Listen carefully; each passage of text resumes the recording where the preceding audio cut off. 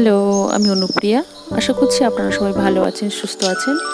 আবার একটা নতুন ব্লগে আপনাদের সবাইকে স্বাগত। রাতে হাজব্যান্ড গিয়েছিল বিয়ে বাড়িতে, মানে বরযাত্রী। আমি উপরে একাই ঘুমিয়েছিলাম। রাতে হঠাৎ দেখছি চারিদিকে জানালা দরজার মানে দমাদম আওয়াজ। তারপরে ঝড়ের সাথে লড়াই করে জানলা দরজা বন্ধ করলাম। আর ওই যে অবাধ্য হাওয়া, মানে জানলা দরজা বন্ধ করতে গিয়ে আমার নাজেহাল অবস্থা। কোনো রকমে বন্ধ করলাম, কিন্তু ততক্ষণে ওই যে উদ্দাম হাওয়া, তার সাথে যে জল আমাকে পুরো ভিজিয়ে দিয়েছে। নিচে থেকে বাবা, মা, ঠাম্মি তো ফোন করছে, জিজ্ঞাসা করছে জানলা দরজা বন্ধ করেছি কিনা, আমাকে নিচে চলে যেতে বলছিল। কিন্তু ওই যে আমি সাহস দেখিয়ে বলে দিলাম যাব না, আমার ভয় লাগছে না, ঠিক আছে।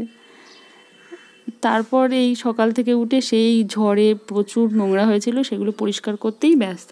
তারপরে এই ড্রেসিং টেবিলের পাশটাও খুব নোংরা ছিল, সেটাও আমি একটু পরিষ্কার। আমি একটু চেষ্টা করি ঘরটাকে সুন্দর পরিপাটি করে রাখতে, যাতে একটু দেখতেও ভালো লাগে। আর আপনারা দেখবেন ঘরটা পরিষ্কার থাকলে নিজেরও একটা ভালো লাগার ব্যাপার থাকে, সেই জন্য। তারপর টিফিন খেয়ে এই মা বসেছিল শিং মাছগুলো কাটতে। আমি আবার এই মোবাইলে একটা হ্যাক দেখেছিলাম, শিং মাছের মধ্যে লবণ দিয়ে ঢাকা দিয়ে রেখে দিলেই মাছগুলো সহজেই মারা যায়। ওর গায়ে যে একটা পিচ্ছিল হরহরে পদার্থ থাকে সেটা অনেক উঠে যায়। আপনারা কারা কারা এই মোবাইলে হ্যাক দেখে বাড়িতে ট্রাই করেন আমাকে একটু জানাবেন। আমি এটা করি, দেখি যে ওটা সত্যি না মিথ্যে।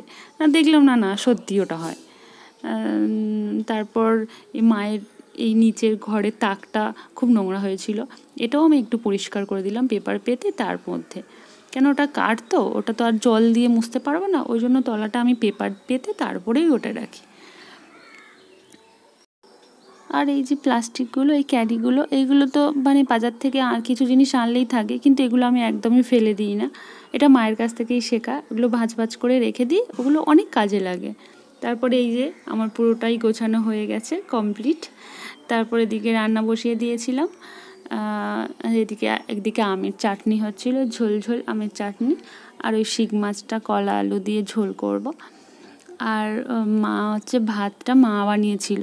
মা আমাকে একদমই ভাতটা করতে দেয় না, কেননা ওই ভাতে যে ফ্যান বা মারটা হয় না, ফেলে দিতে হয়, ফ্যান ঝাড়া যেটাকে আমরা বলি চলতি ভাষায়, ওটা মা আমাকে একদমই করতে দেয় না। বলে যে আমার হাতে নাকি পড়ে যাবে, হাত পুড়ে যাবে, সেই জন্য ওটা মা সবসময়ই ভাত, আমি যদি ভাতটাও বসিয়েও দিই, মা ওটা মানে ফ্যানটা মাই আলাদা করে দেয় বা ফ্যানটা মাই ঝেড়ে দেয়। আর ওই যে বেগুন তিতো হয়েছিল, বেগুন তিতো আর ভাতটা মাই করেছিল, আমি ঝোলটা করেছিলাম।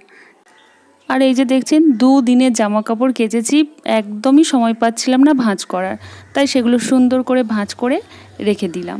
এই আলনার পাশে একটা আমি কার্ডবোর্ড দিয়ে সেখানেই আমি সুন্দর করে ভাঁজ করে রেখে দিই।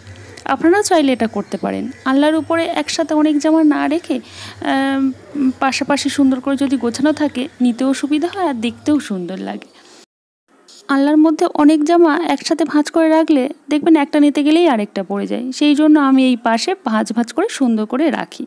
তারপর বিকেলে দেখছেন এই অনেক শাড়ি ছিল, সেইগুলো আবার ভাঁজ করে আলমারিতে তুলে রাখলাম। এই গরমে একটু কষ্ট হয় ঠিকই, কিন্তু ঘরটা সুন্দর পরিপাটি করে রাখতে হলে এইটুকু কষ্ট তো করতেই হবে, তাই না বলুন? তারপর সন্ধ্যার আগে আমরা গিয়েছিলাম, ওই যে বললাম আগের দিন হাজব্যান্ড গিয়েছিল একটা ভাইয়ের বিয়ের বরযাত্রী, ওই কাকিমার বাড়িতে।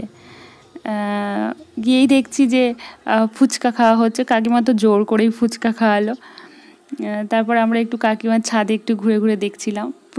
প্রচুর গাছ আছে এখানে, ডালিম গাছ, আনারস হয়ে আছে, আনারস, লেবু, কারিপাতা, বেগুন, মানে প্রচুর গাছ আছে। আমার তো খুব ভালো লাগছিল। বিয়ের জন্য সব এক জায়গায় করা আছে, না হলে সুন্দর করে সাজানো থাকে এগুলো। আমারও খুব ভালো লাগে এই গাছ লাগাতে। আমাদের একটু প্রবলেমের জন্য আমার ছাদে আমি করতে পারিনি, যদি ভবিষ্যতে ভগবান সুযোগ দেন তো আমি করব, দেখা যাক। তারপর আমরা ওখান থেকে বেরিয়ে একটু বাজারে গিয়েছি। ফেরার পথে মাকে একটু দর্শন করেছিলাম। এই মন্দিরটা একদমই আমাদের বাড়ির পাশে, আমার আগের ভিডিওতে আপনাদেরকে আমি দেখিয়েছিলাম।